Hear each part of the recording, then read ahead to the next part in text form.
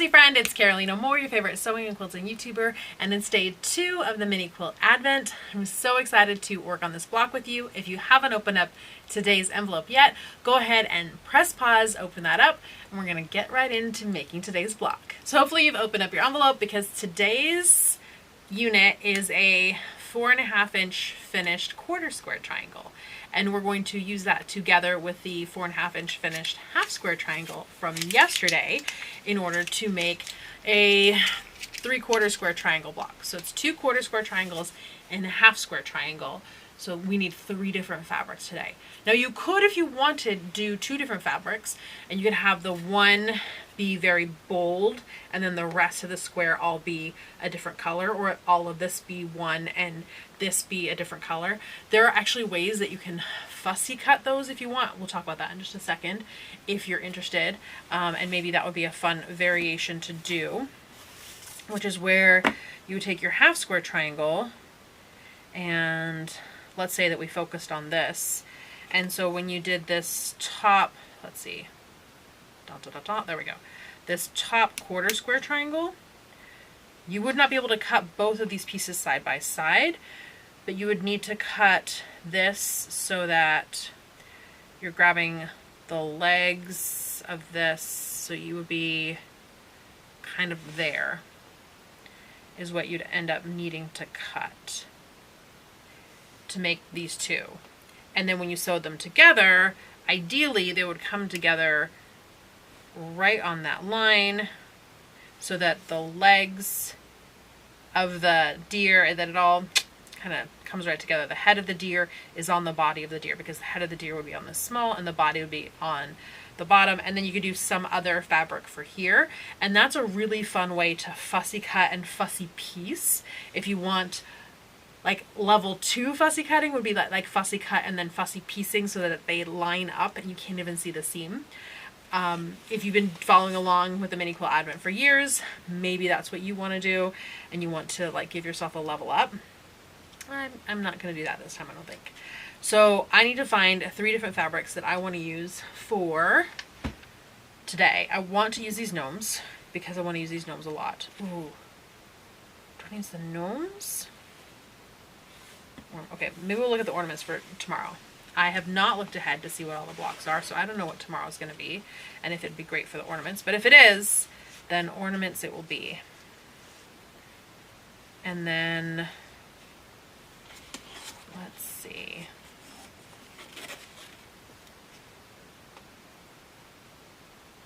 Well, let's see. It's going to be more like this. Ooh, that's fun. With the deer in the middle. Okay, we'll do the deer. Okay, I'm going to come over to the edge a little bit here. Although I am fussy cutting, I'd rather not make total Swiss cheese out of my fabric if I can help it. Although yesterday's video really makes us think that I'm totally fine just fussying and Swiss cheesing all the fabric. Which, I mean, for good cut though. That's what the fabric's for, right? Some people consider fussy cutting wasteful, but if you're getting the exact perfect cut out of a piece of fabric, how can that be wasteful? That's perfection. It's fabric as it was meant to be. And then the scraps can be used for scrap quilts. They can be used for all kinds of things. Did I not pick a 3rd fabric? And this. Okay. I think I want the gnomes to be my half. Let's come up here.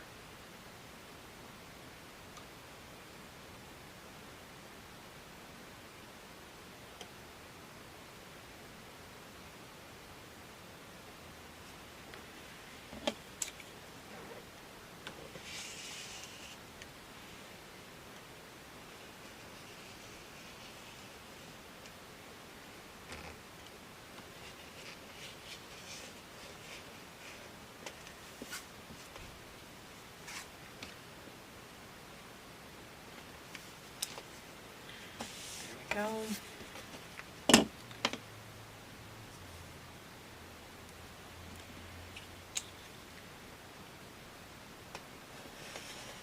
I can also get this here out of the corner.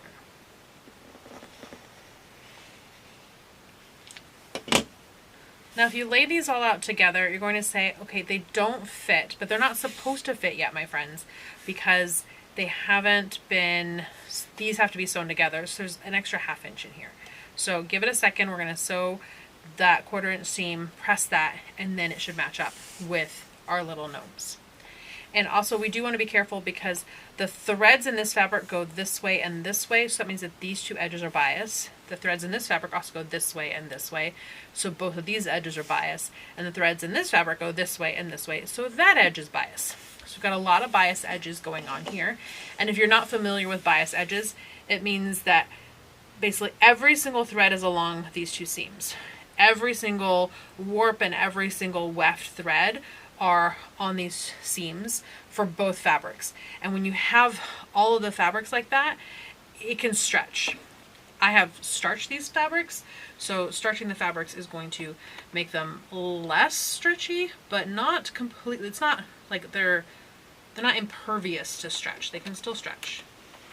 So we want to be careful and not pull on these at all as we sew them together. More of like a guide them than anything else. Let the machine do the work, and that way they should stretch as little as possible. Alright, now we can go ahead and press this one towards the dark.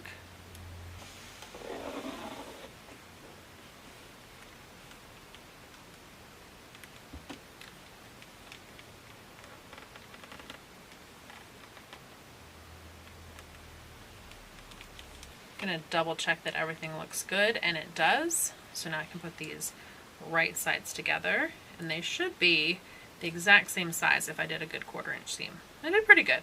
They're pretty close. I'll give this a stitch.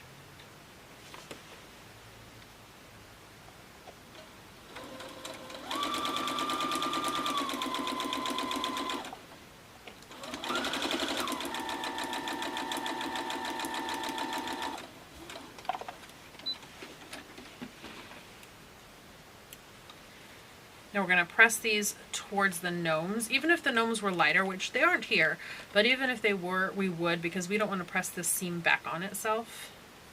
So we're going to press towards the large triangle.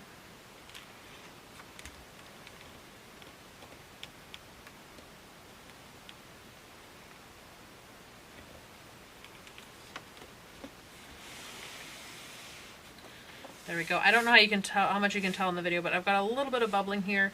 So I did get a little bit of stretch, but that should be fine. And now I can square this up with my 5-inch square, or if I splurge and have the glow ruler, I can square up with the glow ruler. So squaring up with the glow ruler,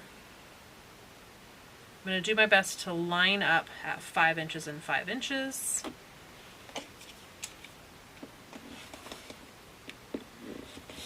Give that a trim. Now